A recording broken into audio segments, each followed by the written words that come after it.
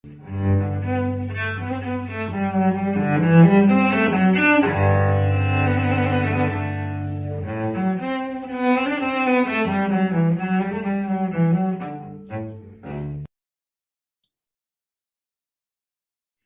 just thrilled to be here today with Mark Vernon. Most of you who've been watching this channel are very familiar with Mark and his work, but just to catch you up, I'm going to tell you that Mark is a psychotherapist and a writer, and he's interested in spirituality and the inner life, obvious from his videos and his writings. He has a PhD in ancient philosophy, as well as degrees in physics and in theology. Now, the physics was a big surprise to me, that you have this science background. So that's where I began to see there might be a connection with talking on the meaning code. So Mark's newest book is Dante's Divine Comedy, a guide for the spiritual journey. And I've been drinking in many of the videos that he's done about that book. It must be just a marvelous read. And another book that he's written that's very close to our hearts here, because we've done a lot on Barfield, is Secret History of Christianity, which is based on the ideas of Owen Barfield. And another book that he's actually written many books, and they're all listed on his website, which I will link because his website is an absolute treasure trove of all sorts of goodies. But another book that he's written that sounds really interesting to me is The Idler Guide to Ancient Philosophy. That would be me, the idler. I sort of poke around in there because I don't have much background, but I learned so much from you and from others who are in that area. So could you say a bit more, Mark, about how you moved from physics into theology and philosophy? Yeah, thank you for the lovely introduction there. Yeah, The Idler is a magazine that I write for. So learning about stuff purely because you're interested in it rather than because it has some practical value, although of course it always does have practical value. Is that still being published? Sorry? Is the Idler magazine still being published? Yeah, so it's a magazine. Wow. And we have online events and do quite a lot of things here in the UK particularly, but it's obviously when it's online, anyone can drop by. Right. Yeah, so, well, the physics, in a way, that was my undergraduate degree, and I did it in a way because I didn't really know quite what else to do at the time. And I'd done science kind of A-levels, as they're known here, that then sort of primed me for doing the physics. And I really enjoyed it. I particularly went for the cosmological or astrophysics options whenever I had the chance, and my tutor was actually, he's quite a well-known cosmologist if you're into such things. He's called Carlos Frank. And but then realized I wasn't really a physicist. There's a difference between studying physics even at degree level and actually being a physicist, and got into the theology via becoming ordained as a Church of England priest. And I really hugely enjoyed the theology. I did that at Oxford, and it was like a revelation to me, partly for the subject, but also because I found that was when I discovered I quite like writing. I became ordained, and that only lasted about 3 years. That was the kind of big crisis of my life, really, was when I realized that that was a mistake for a variety of reasons. That took me towards trying to work out what on earth had been going on via the PhD, which was really about Plato. And it was while I was doing that that someone said to me, you need to read Owen Barfield, because I was doing this PhD on Plato, and I got the PhD in the end, but didn't really feel like I'd come to grips at all with what Plato was really going on about. I did it in the modern sort of analytic style approach of philosophers, and you know, it's interesting in its own way, but left me feeling the heart of the matter was still untouched.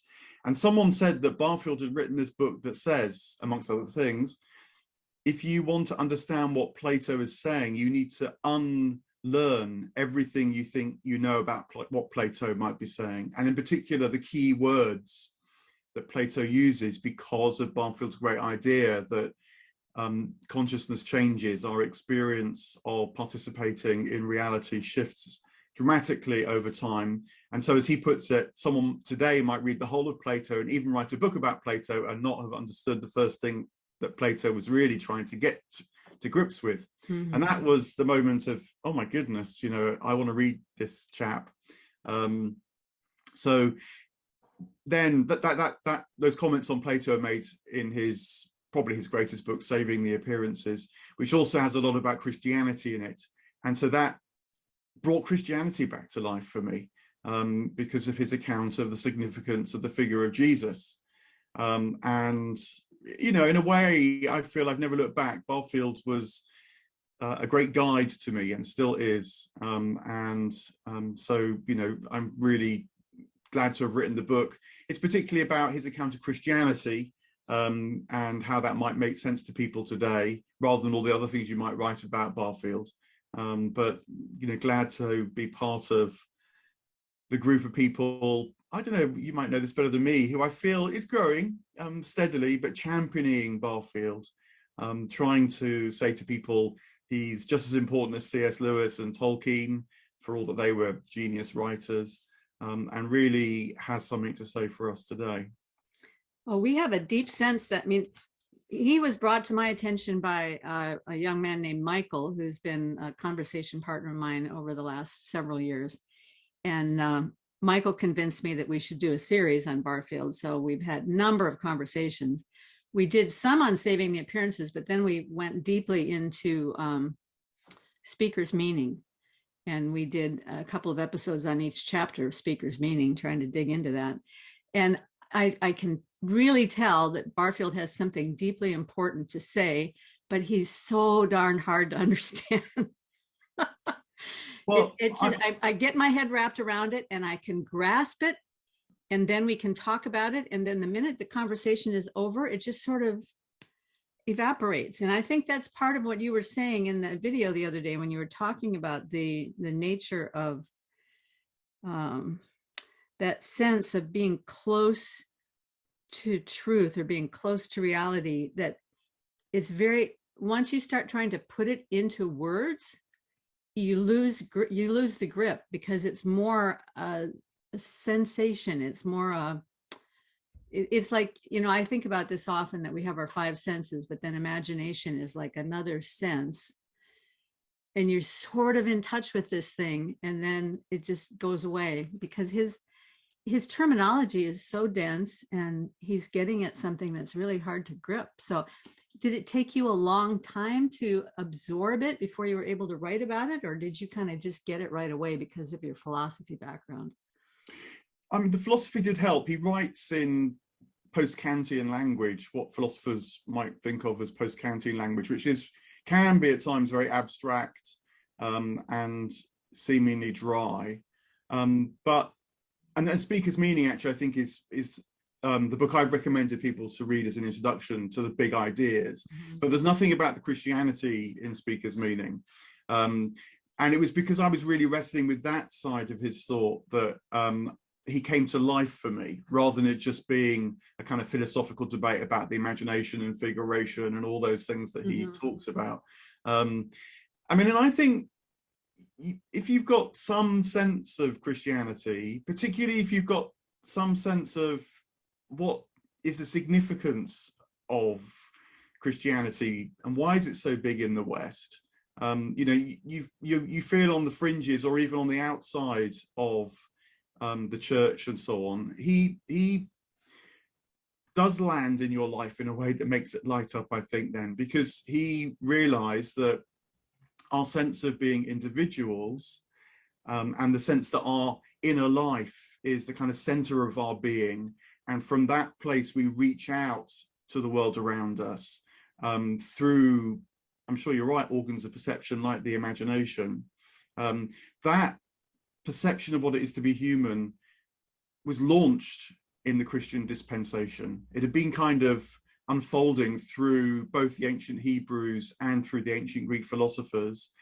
Those two strands come together in the period just before the birth of Jesus. And then I think actually in Jesus's own life, but nonetheless, certainly people reflecting upon Jesus realized that a new sense of being an individual was now landed, and that I amness, being able to say I am in a way that our ancestors never really had done before, provided the sort of, well, certainly in the case of the saints and sages, the perfect mirror within which to perceive the one God, the I am of monotheism, which too was evolving at this time. Again, it's, you know, it's hardly fully articulated in the Hebrew Bible, and figures like Plato didn't articulate it quite in that way either.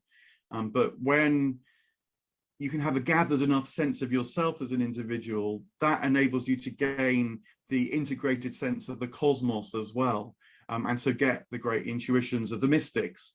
And so, you know, particularly for me, mystical Christianity is the way to go.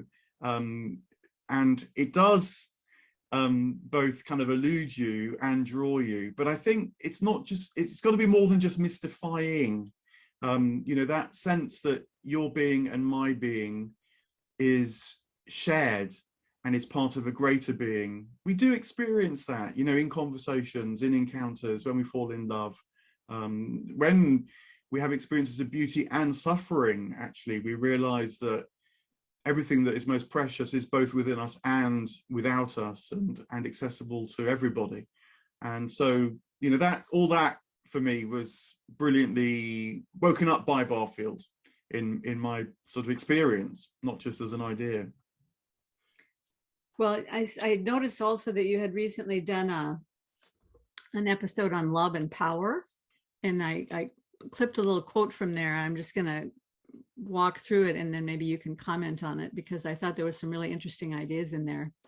You said, here I consider two notions of power as explored in the New Testament: dunamis, which might be thought of as grace and space power. I love that terminology. Or the power of love. And exousia, is that the correct pronunciation? Yeah, exousia, yeah. Exousia, which is the power exercised by authorities and might be thought of as command and control power. This sense of the dynamics of love and power can illuminate the communication of science across 5 areas: reductive science in the bigger picture, scientists as provocateurs and experts, issues of cause and correlation, science impact and hidden agendas, and the status of science and conspiracy theories. I was particularly interested in how you connect that up with reductive science in the bigger picture, the sense of dynamics of love on the one side and power on the other. Yeah, I mean, I was trying to think of a way of trying to navigate a path through the way that science comes at us in the modern world, you know, not least through the last couple of years with COVID, where certainly in the UK, the call to follow the science has been heard very often, but it seems to produce as much confusion, if not conspiracy, as it does guiding light. I mean, don't get me wrong, I've had the vaccines, I'm delighted about that myself, and all that the science has brought. But nonetheless, there's been a lot of confusion, even with, say, questions, and science is like that. You know, when it delivers very particular reductive technologies, that's its great strength. But the minute it strays out into broader areas of life, which we have to negotiate as well, is where it doesn't deliver on all its promises. Certainly, as you know, can be advocated at least. And so, yes, I was thinking about these different notions of power in both in the New Testament and in the ancient Greek world. And when you feel this exousia, this command and control power, you know someone is trying to get you to follow a way. And, you know, that's not always a bad thing. Sometimes we do need the experts, but at least you know you're in that domain, and so can try and discern it in that way. You know, who is doing the command and control, and what are the interests that they bring to bear on the questions they're advocating. Whereas the dunamis, the space and grace power, is much more like being drawn towards that which is beautiful. Hence, it's more akin to the power of love. And it doesn't try and force anything. It tries to awaken something in you so that all that you are is drawn towards all that it promises. I mean, the moment in the New Testament where this really comes head to head is Pilate and Jesus, where Pilate exercises this exousia, command and control power, when he said, don't you know I have the power to put you to death? And Jesus just stands there silent, and Pilate's troubled. He realizes that there's a power before him that he can't understand. And of course, we're invited to try to understand what that might mean. It's the power of a deeper beauty that doesn't force your humanity, but encourages your humanity to expand. And it feels to me that's a really good differentiation to have in mind when you're trying to navigate a way through the modern world. Because broadly, you want the dunamis, expansive, attractive power to be playing a bigger role than the command and control power, for all that that's needed sometimes. If it flips the other way, then you're really living in a tyranny rather than living in an expansive world that is concerned for your soul. Well, when you were talking about the way that Christ coming into the world brought us this opportunity for personhood, I think is what you were talking about when you were talking about the ability to become more individual. It reminded me of John Vervaeke when he talks about agape, and he's trying to describe agape, and he says agape is the kind of love that a mother has towards her baby, because baby comes into the world really undifferentiated, but it's a mother's agape love poured into that baby that brings the personhood out of that baby.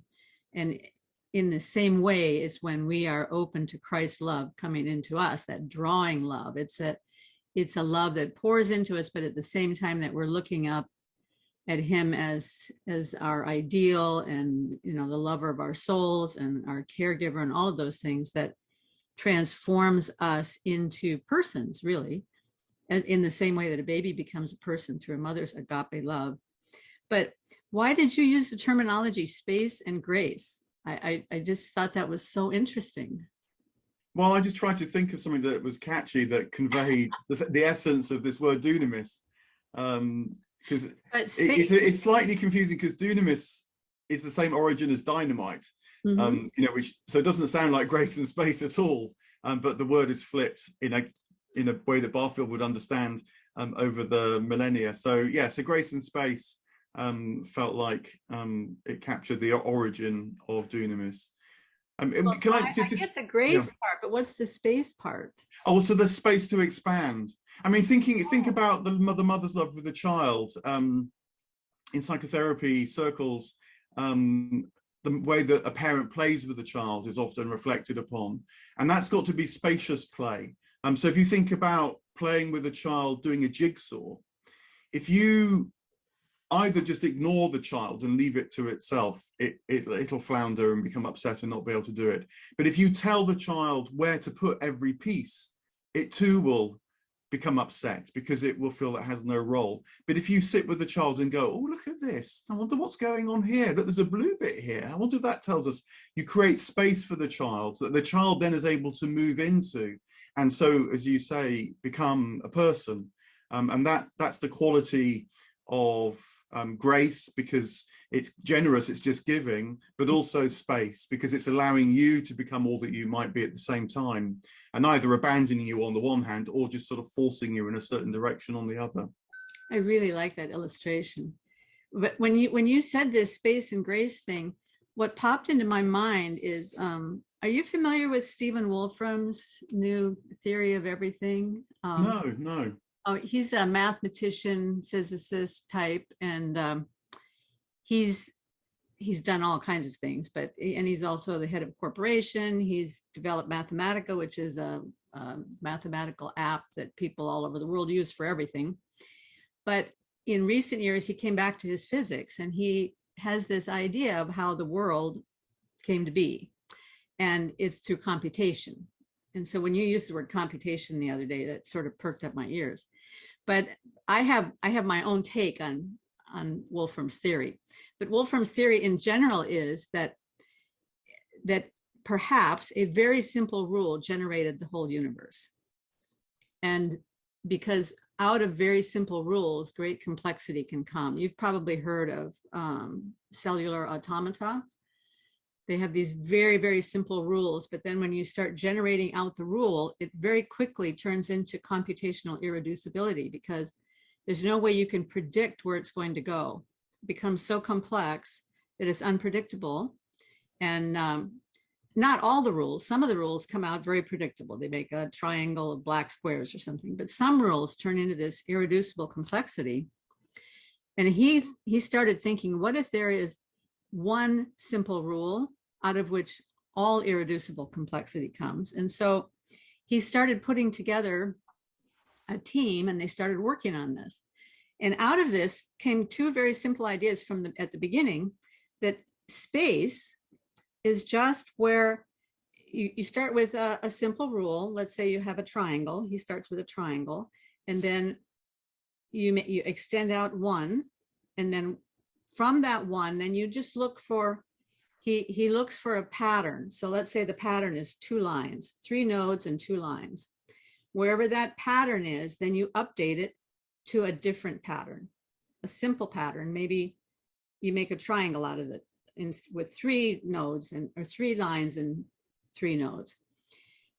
It's a little hard to describe this, but it's a very simple rule and a very simple change that you make. So space is just the nodes. That's all it is. It's not like we think of space as a place to move our arms around. But in the beginning, when space was created, it's just these nodes and these edges. And not the edges, just the nodes. And time is the updating of each event. So every time it changes from the original pattern to the new pattern, just a simple change, every time that happens, that is an event in time. So space is just these atoms of space, the little nodes, and time is the updating of events. So I started thinking, what if the one simple rule is love? And every time that there's a change made, the change is made wherever God chooses to pour out his love, and that these changes are all changes of love. And you brought up suffering a little bit ago, and oftentimes we think of suffering as this unbearably chaotic situation in our lives, but when we look back on it after we have some perspective on it, we can see how maybe that thing that we went through was really an evidence of love in our lives, because it transformed us in some way that was completely necessary and gives us much more space and grace in our future. So when you said space and grace as being a kind of power, I thought, wow, that in a way that kind of fits in with what Wolfram is trying to say. And then later on, you talked about computation. I'm going to quote you here because you might not remember exactly what you said. You said computers don't actually compute because computation is a meaningful act. It has a sense of something that sorts. It has a telos, an end in mind. Rather, what we call a computer depends upon the mind that made it and wants the computer to compute. And this is the thing that's so interesting about guys like Wolfram. He has this idea, but somehow he's not thinking about, okay, so the universe is computational, but where's the mind behind the computation? Where's the mind that created this beautifully simple idea that can create the whole universe out of, turn a simple idea into irreducible complexity? So I was just fascinated when I heard you say that. Yeah, there's a huge amount in what you're saying. And I mean, one way into it is, I think that a lot of these models of the cosmos, and particularly the relational ones, are pushing against the limits of the decision that was implicitly made at the beginning of the modern period, when Descartes famously said there's 2 kind of things in the cosmos. There's matter and there's mind, res extensa and res cognitans, and the mind bit gets rather dropped because the matter element is so powerful in terms of being able to produce technology, and so that's why it's so revolutionized our world now. But I think that qualitative approach, analytical approach, modeling approach, which modern science is based on, is kind of reaching its limits now. And so and that is experienced in these very evocative models that seem to be on the cusp of tipping into relationality as you or I understand it, not just as it were nodes in the network, but conscious reachings out and bringing forth. And so the language of love starts to follow quite naturally there. And yeah, I don't know quite whether how much scope there is for science to really embrace that. That remains to be seen, because, you know, science's power rests on its ability to produce technology, and that requires the ability to manipulate matter in one way or another. So it's deeply invested in that model of things. But nonetheless, particularly in physics, actually, there's plenty of physicists that are happy speculating about the nature of reality. My own physics tutor, Carlos, he's a theist. He was quite clear that he was observing through the language of maths, and using computers in his case. It was giving him a kind of angle or a way into something which was much, much bigger than just what he could capture in a formula, and was some kind of unfolding, something organic, something that had a living intelligence, not just a kind of abstracted, mechanical way of capturing things in simulations. Yeah, so there's a lot in what you say, and I like the way that you hold on to the love, because I think that, you know, that's our most direct experience, and we don't actually experience the world as like triangles and squares, for all that they can represent parts of reality in often very evocative ways. Well, there's the issue of when you're talking about love being this thing that draws us upwards. I think truth is very similar in that we're drawn towards truth, and particularly scientists are being drawn towards truth, whether they recognize that that's what's happening or not. But there is a particle physicist named Nima Arkani Hamed, who he actually does quite a lot on YouTube, but he not as much as he used to, because he's obviously very involved in the whole particle physics thing that he's doing. But he did a lecture for Cornell University a few years back, which was very controversial. They haven't pushed it at all. It's actually hard to find videos of it on YouTube anymore, and they only have a few thousand views, the ones that are still left. But it's a completely remarkable lecture, because he's talking about that there is a morality built into physics, because if you don't work with integrity towards truth, then all of your findings are suspect.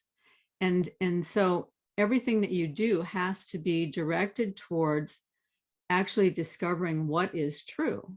You know, if you discover something and it's not true, how useful is it, right?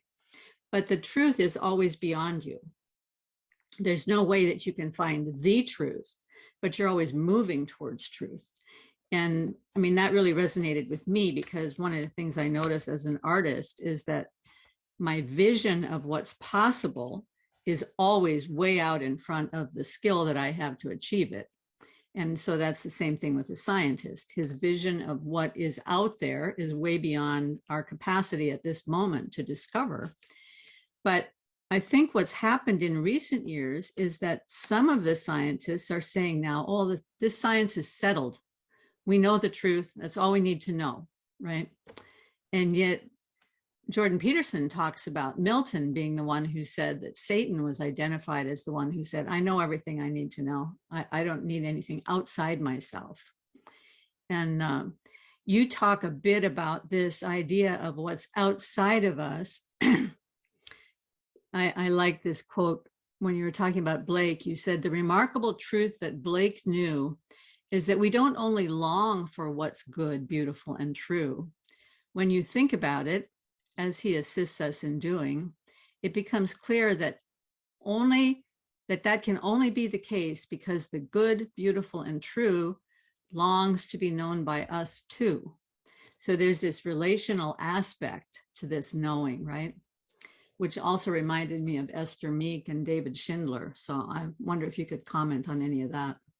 Yeah, again, a huge amount in what you say. I mean, you know, nothing less than a revolution in the way that we appreciate and know reality, and which I guess is why universities get nervous when people say such things in public. But, you know, it's an old perception that if you wanted to become a philosopher, if you wanted to know the world, you had to first know yourself, and you had to know yourself in a certain way by cultivating virtues and checking those old vices. You know, virtues originally weren't really taught because they make you into good citizens or they deliver good behavior. The fundamental reason why virtues were so valued was because they open up reality to you. If you can approach reality with an attitude of love, openness, humility, a sense of beauty, then reality opens up to you.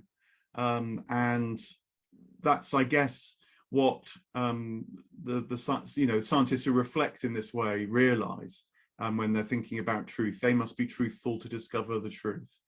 But there is also, you know, I'm aware of other scientists who are worried, and particularly again amongst physicists, that forgetting this is part of what seems to be limiting physics now. There's quite a debate in physics about where's the next new big idea going to come from. And so there are those who advocate, no, it's just dotting lines and crossing T's, I think maybe as you were suggesting there. But there are plenty who think, no, there's these huge contradictions at the root of modern physics. Mm-hmm. And it's not just a question of juggling what we know already. We need a new insight to take us beyond that. But they're saying that when a science is done more and more by computer, you don't have the chance to develop those insights. The computer operates in a kind of neutral way, which in some ways is its power, because it can just churn through the data and deliver a result by spotting patterns, whatever it might be, or through iterations. When you can't solve equations, you can come up with a solution through iterative ways. But it doesn't deliver any insights. I mean, one of the best known figures who I heard talking about this was a chap called Michael Atiyah, who he's died now, but he was the president of the Royal Society here in London. So one of the leading British scientists. And in the year 2000, he delivered a speech marking the turn of the millennium. And he said that he really feared that science was making a Faustian pact with computing, that the computer was, as it were, saying, if you accept me, I give you great power. You can ask me almost any question and I will come up with an answer. But it's at the price of losing your soul, by which I think he meant a kind of felt, insightful, more aware knowledge of the cosmos. You know, so one way this comes up for me is whenever the great computational scientists at DeepMind announce another result.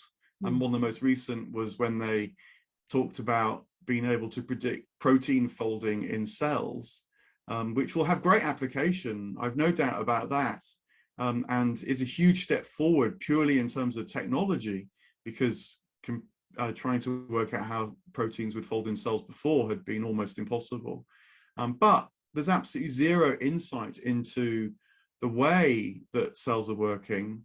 You just have to stick with the kind of machine model of the cell, which people are already realizing in systems biology is too limited.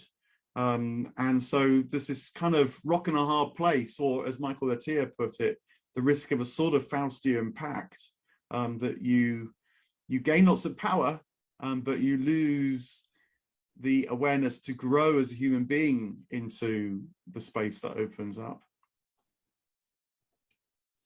Wow. Yeah. So the minute you said protein folding, my mind jumped to the talk I'm going to be having later this week with Rob Stadler and Change Tan, who wrote this book, The Stairway to Life, where they look at 13 steps that have to be gotten over if you want to go from abiogenesis. Well, if you want to insist that there is such a thing as abiogenesis, that it's possible for chemicals to turn to biology. And so my mind got all tangled up with that. And then you said a bunch of important stuff after you said that. I lost what you were talking about. Yeah, I mean, again, that whole, all these attempts to grapple with really knotty problems like, you know, when does inanimate stuff become animate organism? You know, and there's a lot of people who are very knowledgeable about biology writing on that. Mm-hmm. My sense is that the proliferation of ideas is symptomatic of, strangely, lack of insight that could punch through the welter of ideas to produce a real step forward.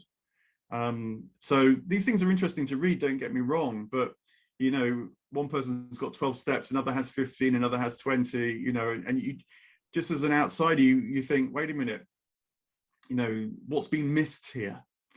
Well, I mean, that's the whole reason they wrote this book, is that they're looking at some of the bombshells that have come out in the news saying, oh, we did this or we did that. And so we've discovered that it's possible for non-life to become life.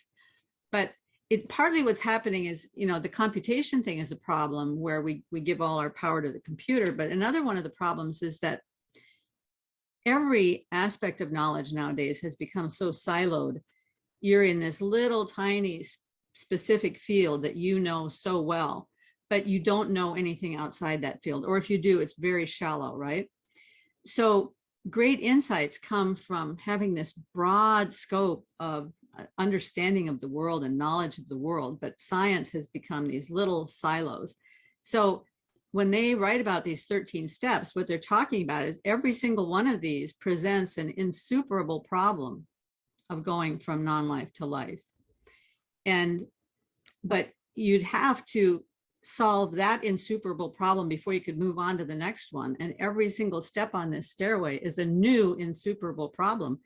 They announced some big finding that they've had, but underneath that is they've really only scratched the surface of this problem they think they've solved. And really it's so deep and wide.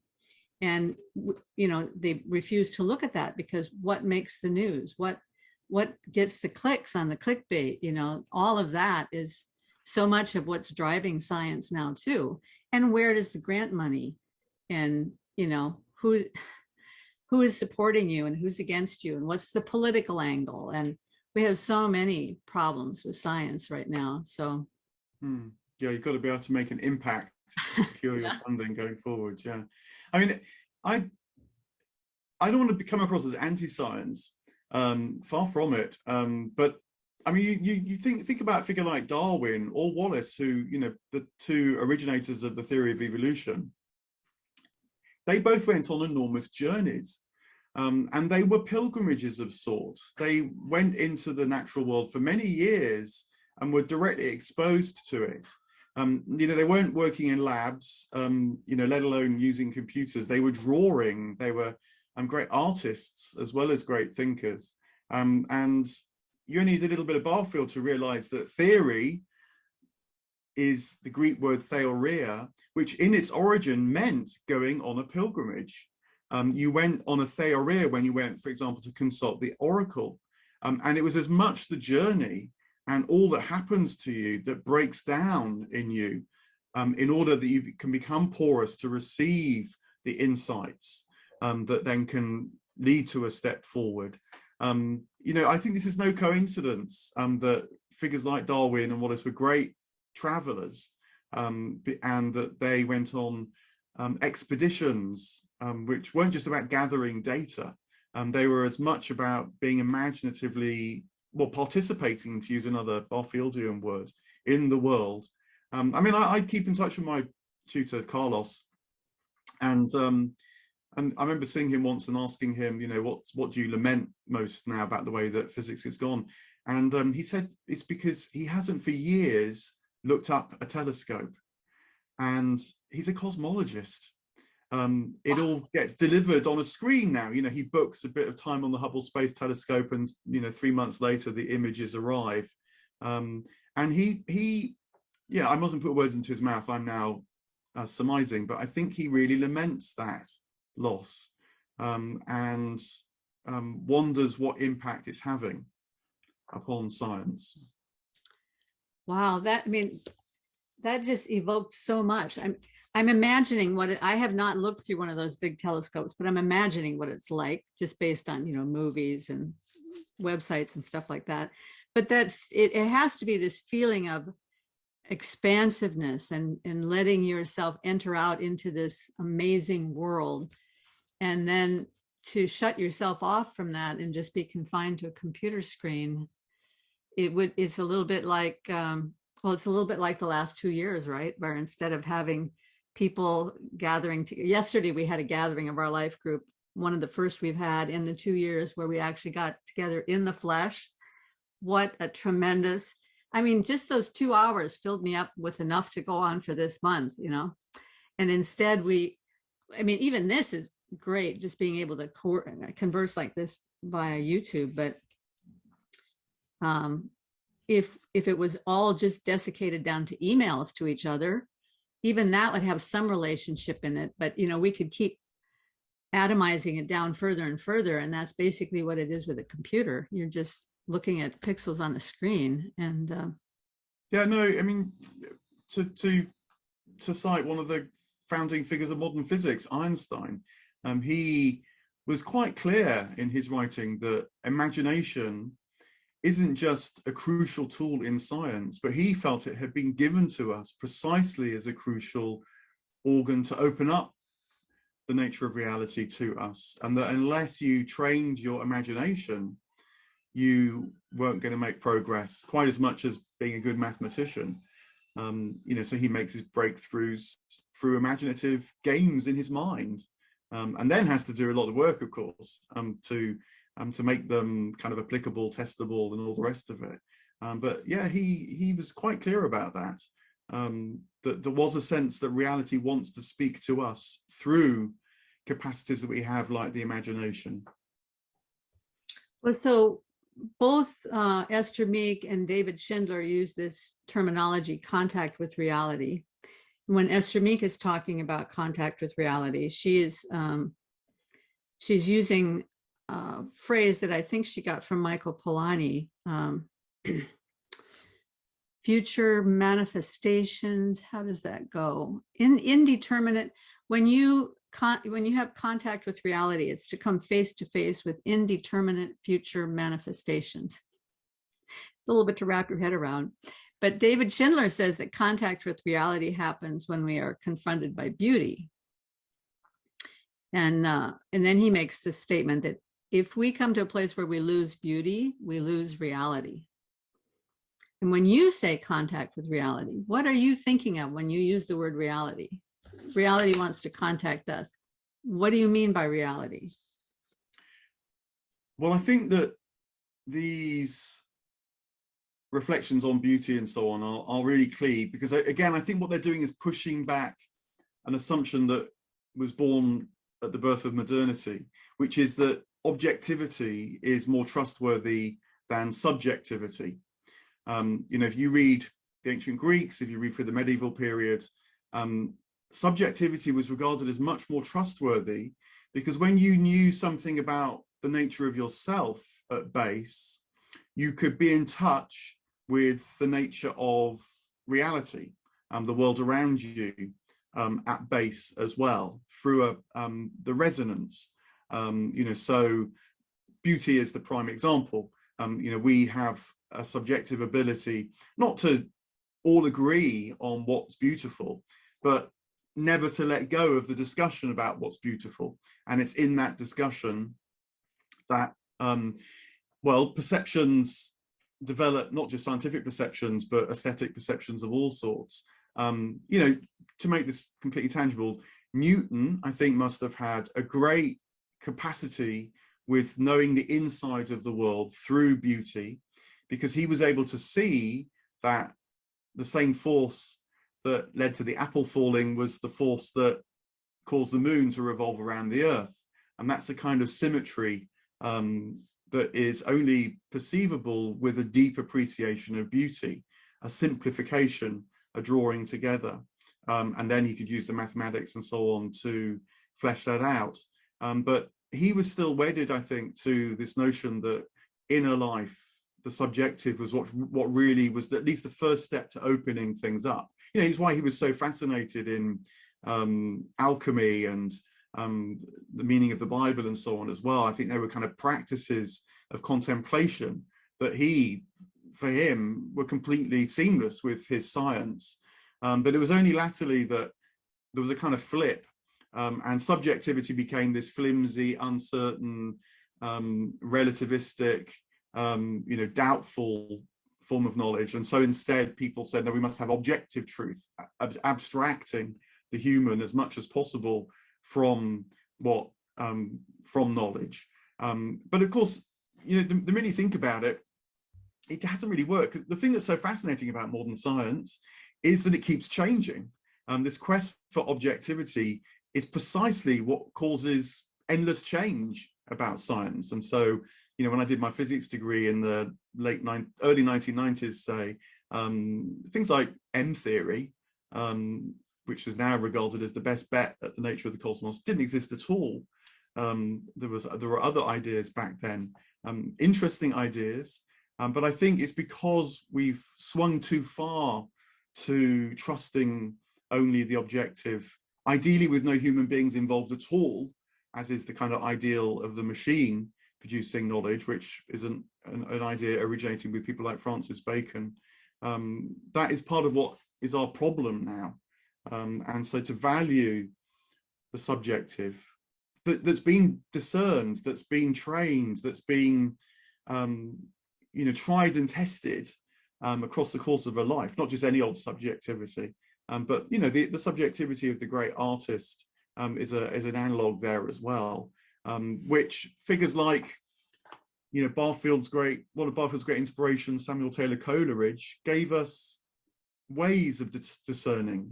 Coleridge says that, sure, our inner lives produce endless fantasies all the time, but you can test fantasy by asking, does it lead you somewhere? Is it the one idea that stays with you, that seems to draw you out in ways that you hadn't thought possible before?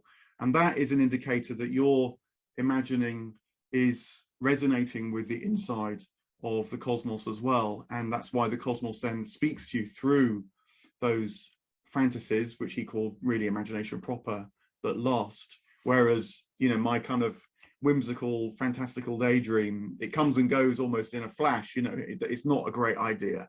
And so it just dies. Well, speaking about what causes great ideas to live, or maybe not so great ideas, one of the things that always fascinates me is, let's take Descartes as an example. He was one guy. And even when he was alive, there was a lot of people in the world, and they didn't have the internet. I'm not even sure they had a postal service. Maybe they did, but he had this idea. His idea changed the future of the world. Why? Why was his idea so compelling that people would give up the beauty of subjectivity and say, oh, well, because Descartes said this, it must be true that, that I'm not even sure of my own self. And then all this doubt comes in there. And why did this one guy have so much influence? Today, there can be one guy. I mean, there's a lot of people with ideas today, but which of those are going to influence the future going forward? I mean, I think that's so strange. Yeah, I mean, it's a huge story, which no doubt historians of science have tried to tell. That a couple of elements in that I certainly feel are important are, for one thing, it does take quite a time for Galileo's ideas, Descartes' ideas to become the orthodoxy. It takes decades, if not over 100 years. It's not self-evident, for example, that the sun goes around, that the earth goes around the sun, not the sun, the earth. It takes quite a lot of mathematics to really make that stack up. And so it took, I think, it took certainly over a century, I think, for Galileo's ideas to really be accepted. And so similarly Descartes. But I think the reason why Galileo and Descartes became the greats and recognized as such is because they were onto the pivotal insights that would produce the scientific revolution. So for Descartes in particular, it was the insight that what's the kind of foundation of this new science? What certainty can it rest on? And so famously in his meditations, he realizes he can doubt everything except that he is doubting. And so therefore comes up with this, this phrase, I think, therefore I am, which is an old phrase. It's in Augustine, it's in elsewhere, but nonetheless brings it to the fore. And so makes it the basis for the effort to found the new knowledge, which was burgeoning all around him, on something that couldn't be doubted. And now people then immediately question that and so on. But nonetheless, he sets a mood, a tone about the need to find firm foundations for the new science that doesn't rest on assumptions of bygone eras. So that's why, he's such an important and seminal figure. He does some very practical things as well, like come up with Cartesian coordinates, making space into this thing that we kind of move through as, so that gives us a very profound tool as well as shapes our intuitions about the nature of space, for all that gets challenged, as you were saying earlier. So there were some good things and some not so good things that came out of his life's work. And probably the good things carried the not so good things, just the way we carry viruses and stuff, Yeah, it's actually, as always with these figures, it's worth reading them themselves and not just what gets filtered through to you. Because Descartes thought that I think therefore I am led him straight back to a perception of the divine, because he felt that his sense of I amness could only be certain if it connected to the I amness of the world around him. Otherwise, it would be just a sort of flickering flame of consciousness in an otherwise dark void. He realized that to have this foundation and then to be able to build the great edifice of modern knowledge, you had to be able to trust that your capacity to see it was of the same kind of quality as that which the world around you was made. Otherwise you just have everything completely fragmented and falling apart. So he felt that in his meditations, the latter parts of the meditations, that this showed him that the world was divine, and that the new science was a way of understanding that afresh. Now, people question that, of course, but nonetheless, he thought he was doing the spiritual a service quite as much as material science a service.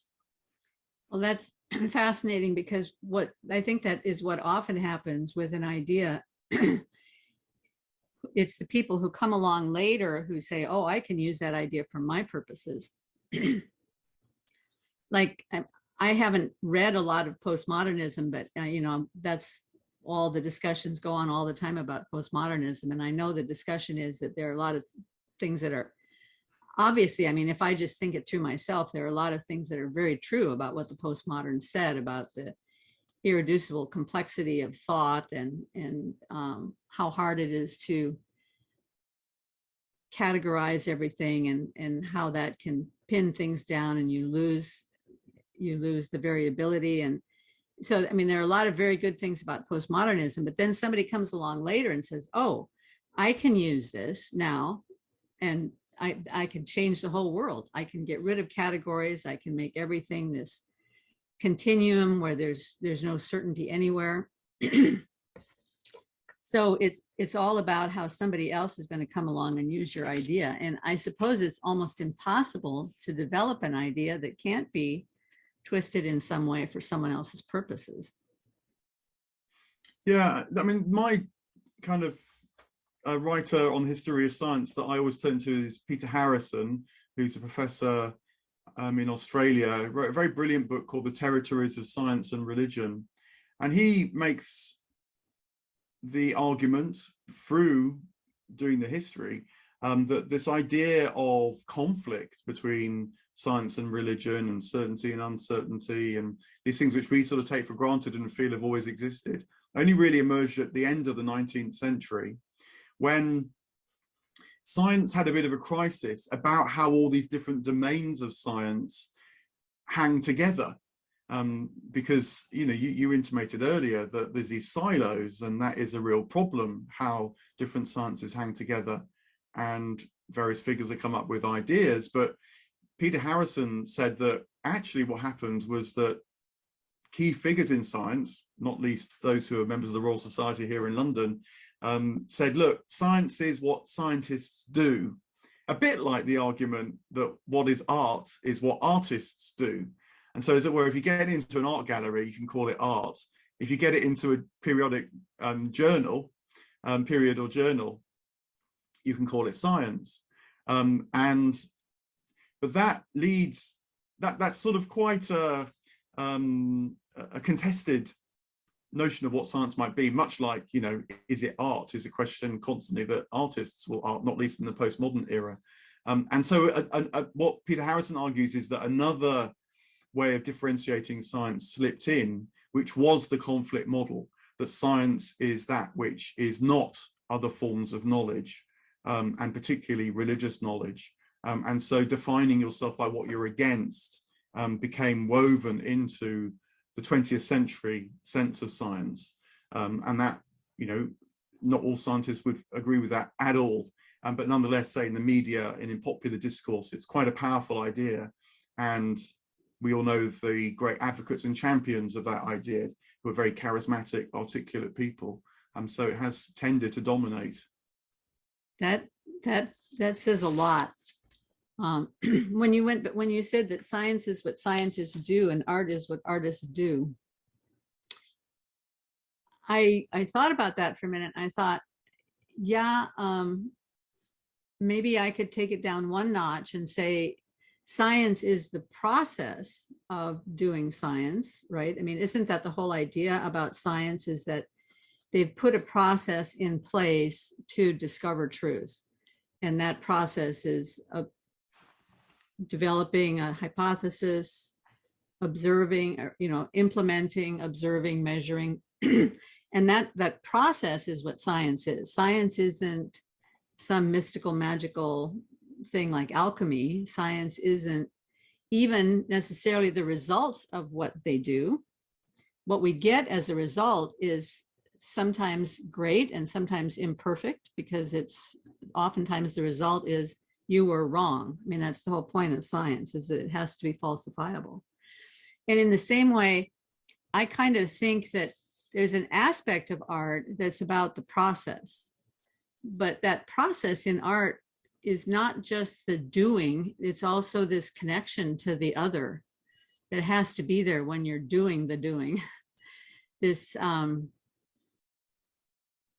because the process has to be based on some sort of creative impulse. And where is that creative impulse coming from? It's not just generated by me. There's some sense of this connection to what is outside me that happens when I'm doing the doing.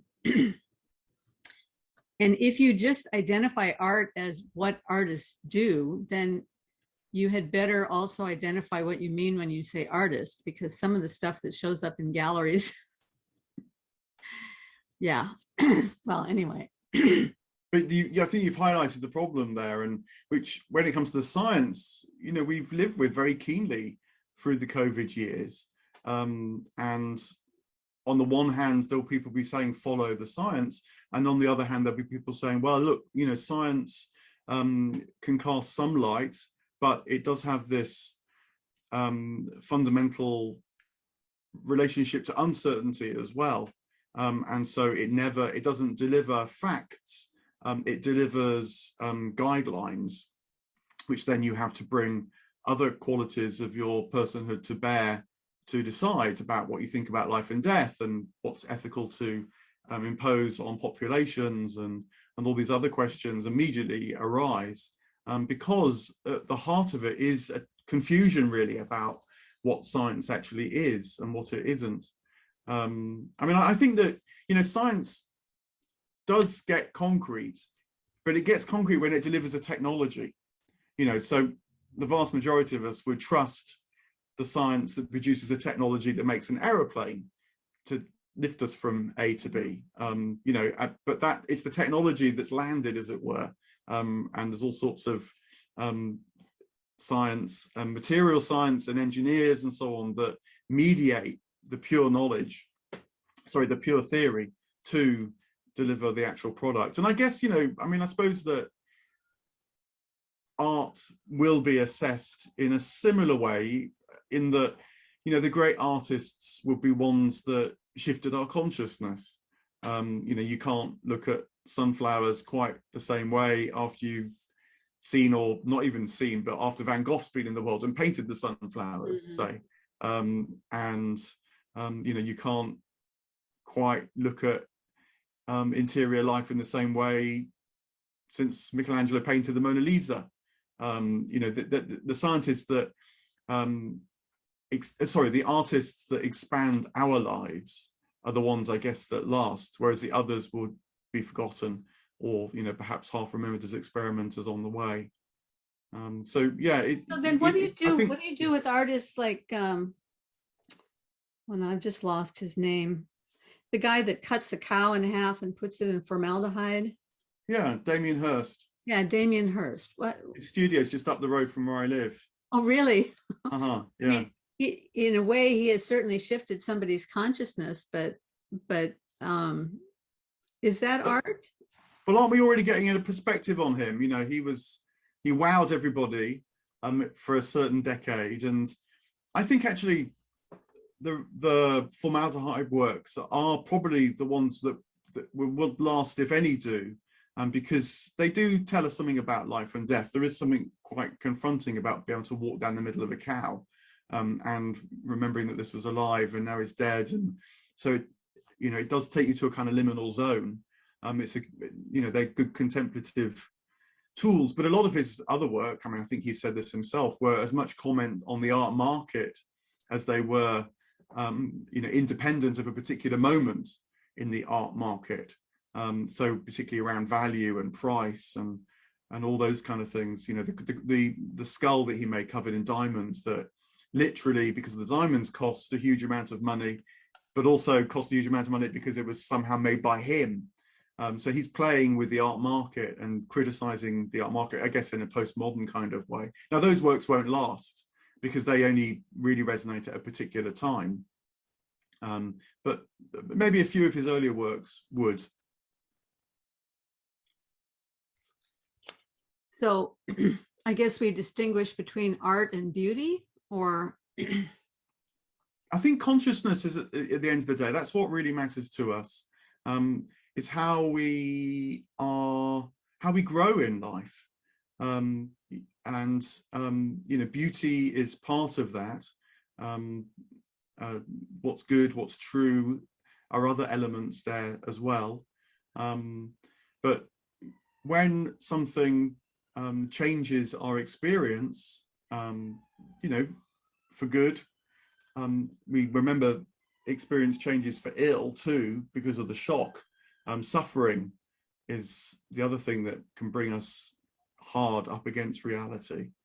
But that's what really means something will last, when it engages with us at that level, not just because it's had its kind of moment in the sun. It's 15 minutes of fame, to quote Warhol. Well, so do you feel that how do you feel about this whole move that's kind of coming along about re-enchanting the world? I know you've been talking about reading David Bentley Hart. He wrote this fantasy book recently, which I can never remember how to pronounce the name of it. Kanegoa. I've been reading the book, and I haven't read that one yet. It's quite beautiful and enchanting, and it really draws you in, but he gets about halfway through, and he did something, and when he got about halfway through, that really stopped me. I didn't really like the approach she was taking there, and so I stopped reading it. I have to go back to it, but anyway, there is this whole, a lot of people who are viewers of this channel are of the opinion that the world needs to be re-enchanted. And I wondered what you thought about that. Yeah, I mean, I do agree with that. I think that we won't be able to engage with the ecology around us at the level of our desire unless we start to know it as a living ecology, not just a resource. Ethics, I don't think, is enough at the end of the day, because it becomes a burden. And I'm with William Blake again, who said, more is the cry of a mistaken soul. Nothing less than all will satisfy us. We do have a yearning for the infinite. And unless we can perceive the world around us as this never-ending unfolding of what's good, beautiful, and true, and that's alive quite as much as we are alive, we will try and squeeze more and more out of a sort of flatland, a material sense of reality, and consumerism very much rests upon that squeezing. But I guess it will become unsustainable. Productivity gains are one thing, and hooray for them in a way. But I guess there are limits to productivity gains in farming, in other ways. So I think that the enchantment of the cosmos is a sort of practical necessity as much as a human longing to know that we don't live in a void, but that we live in a reality that is quite as much alive as we feel our own vitality to be alive. What does that look like in practical outworkings, though? I mean, how do you re-enchant the world? Yeah, well, I think that you have to, again, in a good Barfieldian way, you have to look to the past in order to rediscover how that can live in the present. So the past inspires a new return to, ultimately, to perception of divine reality in the present. And the Romantic tradition gives us deep ways into that. When you read poetry, for example, describing the world around us, it opens up your sense that you are sharing with an inner vitality that what you're enjoying shares as well. Let me try and get a bit more specific here by just throwing in a bit of Dante, because one of the great challenges for me when I was thinking about Dante is that, particularly in the Paradiso, Dante and Beatrice rise through the heavens of the planetary spheres. So they enter the sphere of the moon, they enter the sphere of Mercury, Venus, and so on. And I thought, what can I make of this now? Because my physicist bit of me told me there isn't a sphere of the moon to enter into. So what on earth might that mean? And then I was able, I think, to make some headway there when I kind of triangulated the notion, by which I mean that the moon shares in the experience of light in a way that I can feel I share in the experience of light. So, for example, the moon reflects the sun's light, and it goes through its phases. It kind of comes and goes. So the moon's presence has certain qualities, not just substantial quantities, like, it's a celestial body so many millions of miles away from us and so on, like that. So if you approach it through this kind of romantic frame, thinking about its qualities, then you realize those are qualities that you share, which is why the moon in literature represents that which is changeable, that which can even go a bit mad, lunacy, and cycles and seasons and so on, with the way that the light changes, is a felt experience as much as anything else. And I think that gave me a big clue as to how to appreciate the enchantment of the cosmos again, which is that when you think about it in terms of how the world around us shares in these experiences of life in the way that we do, then you can start to appreciate how both we and the world around us reflect ultimately the one life, the divine life from which all life comes.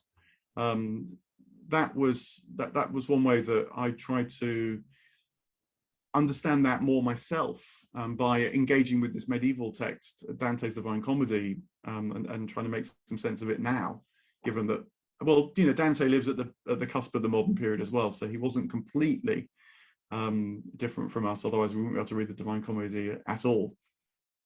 But yeah, I mean, does that make some sense to you, thinking about sympathies and qualities? I really love what you said there. Yeah. I really love what you said there, and it made me think about something that you had said before about seeing, because it's like thinking about, as an artist, what changed for me when I first learned to paint was that I began to see the world completely differently. Before that, I just walked around sort of, you know, unaware, I guess. But when you have to paint a tree, you have to try to understand what a tree is and what the essence of the tree is and what makes a tree beautiful and why does a tree sit that way against the sky, and how can you represent that without it looking like a cardboard cutout sitting on top of the sky. It actually has to indwell the sky. And so all of those things just shift your way of seeing, and the way you see shadows and the way you see color and all of that. So seeing is so vital, both our physical seeing and our mental seeing of things, that one of the philosophers that's been on my channel before made this comment that seeing gathers. And I really think that is seeing, in a way, is what curates our world, because not everybody sees the same thing when they look at a landscape. You'll see one thing, I'll see another thing, but my seeing is curating my world.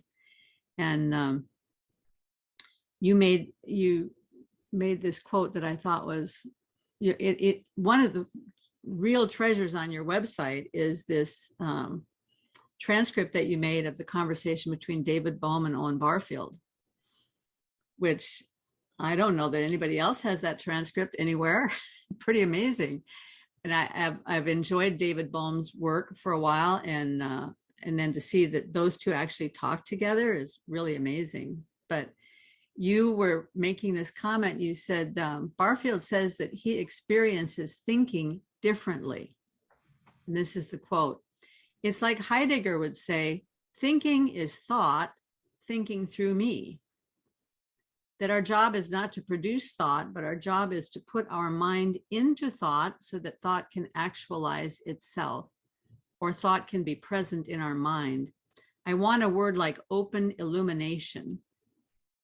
And then you went on and said, there follows a discussion of how using language, even in the everyday, draws on the spiritual wealth of language. This is what gives it meaning, and it's what a computer doesn't have. That language trails its clouds of glory is present in Bohm's idea that the explicit requires the implicit to give it movement and meaning. The mind is to thought as the eye is to seeing. I thought that was such a brilliant parallelism there, that the mind is to thought as the eye is to seeing, because seeing gathers our world and thought gathers, our mind is used to think, which gathers whatever that is, that reality that's there, right? Our mind is what gathers that. And it makes me think also of Ian McGilchrist's work talking about the right hemisphere of the brain being that which is open to the experience of the world and brings that in to share with the left hemisphere. So there's this kind of marriage. There's a marriage both between reality and ourselves, in that consenting to that knowledge. And then there's the marriage between the left and the right hemispheres as they have to contend with each other to work it out. Yeah, I mean, this is why Barfield goes on about representation and all that in his works, because he knew and realized that everybody, from the most hardcore material scientist to the greatest creative spirit, uses imagination. The question is, what kind of imagination they're using. The scientist is convinced that the world is best, well, the material scientists say it's convinced that the world is made of matter. But that, to see the world in that way requires quite as much imagination as to see the world full of life and spirit, because matter is not actually self-evident when you think about it. Only our experience is self-evident, so it has to be interpreted in certain ways. So that's, I think, why Barfield and Bohm, one of the connections they made is they both realized that attention and the quality of the attention that we bring to things is absolutely crucial and pivotal.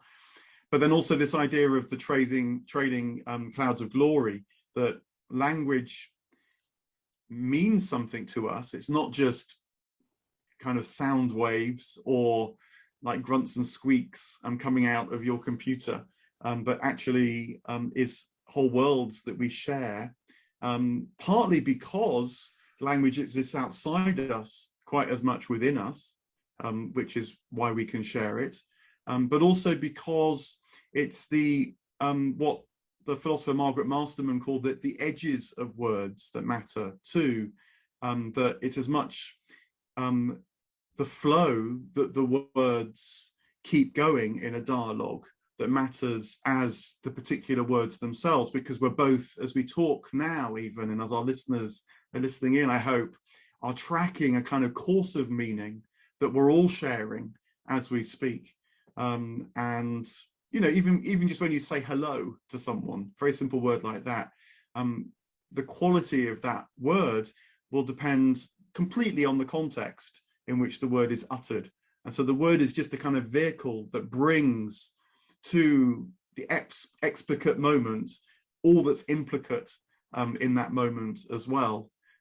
So this is really crucial for the re-enchantment of the cosmos as well, because what you realize is that thoughts do think you, and much like sights see you in your seeing them. That's why there's these parallels that Bohm and Barfield enjoyed so much. You get it in psychotherapy.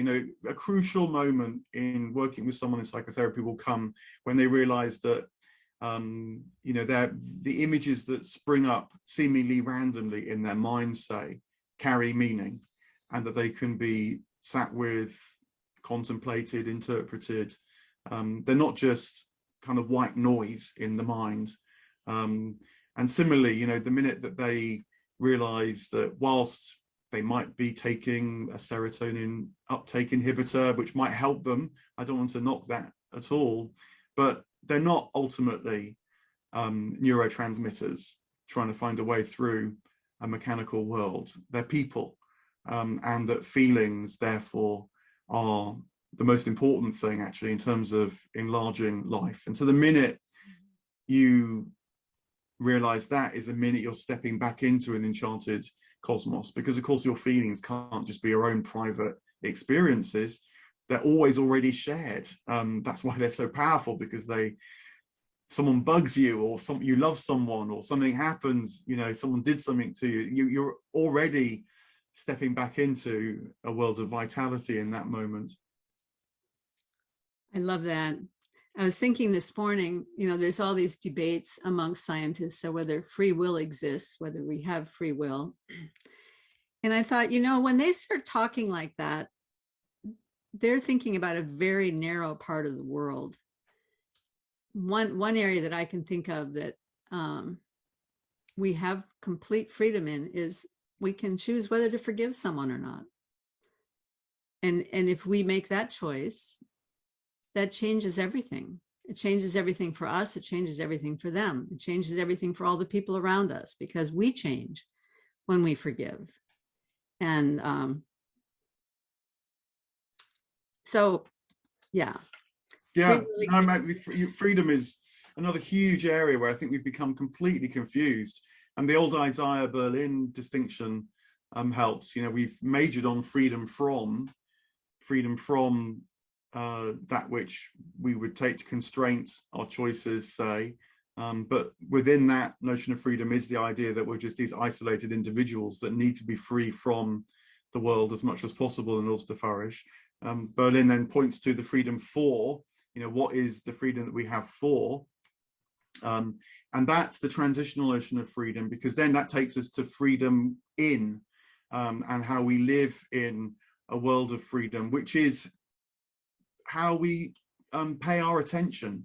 And in any moment, we are free to alter, to change, to switch our attention through the use of virtues. So instead of having a kind of selfish attention, we can move to an expansive attention.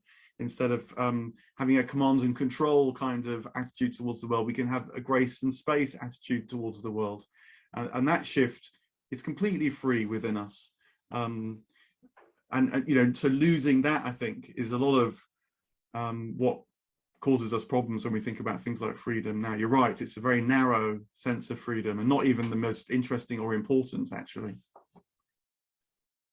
Well, this has been absolutely delightful, Mark. I know you have a busy life, so I don't want to keep you any longer, but I thank you so much for blessing us with your time and your thought and your wide-ranging knowledge. And want to remind everybody again that you have written a wonderful book on Dante. And what's the title of that again?